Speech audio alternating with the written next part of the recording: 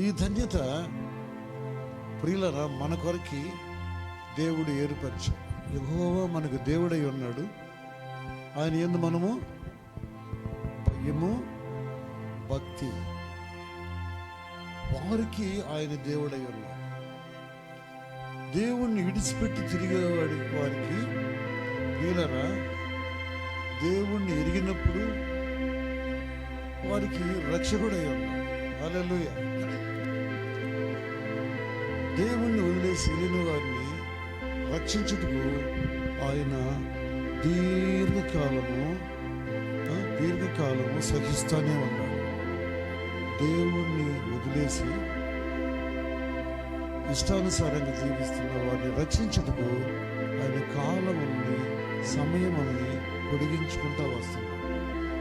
ఇందులో చూడగలం మనం దేవుడు లోకముని ఎందుకు ప్రేమించాడంటే, లోకంలో మనిషి తన ఇష్టం నెరవేర్చుకుంటున్నందువల్ల దేవునికి దూరమయ్యి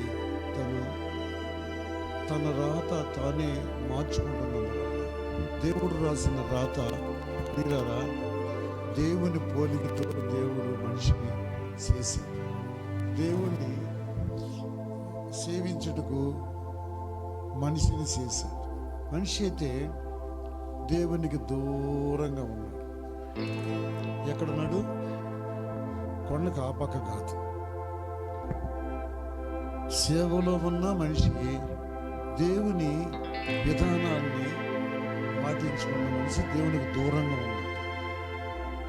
బైబిల్ చదువుతున్న మనిషి బైబిల్లో ఉన్న దేవుని వాక్యాలను నెరవేర్చిన దేవునికి దూరంగా ఉంటాడు. చాలా దూరంగా ఉంటాడు మనిషి. ప్రభు ఏమన్నాడంటే, ధన్యులు ఎవరు అని ఒక క్వశ్చన్. దానికి ఆన్సర్ ఏంటంటే, యెహోవా యందు భయభక్తులు గలవారు ధన్యులు. హల్లెలూయా.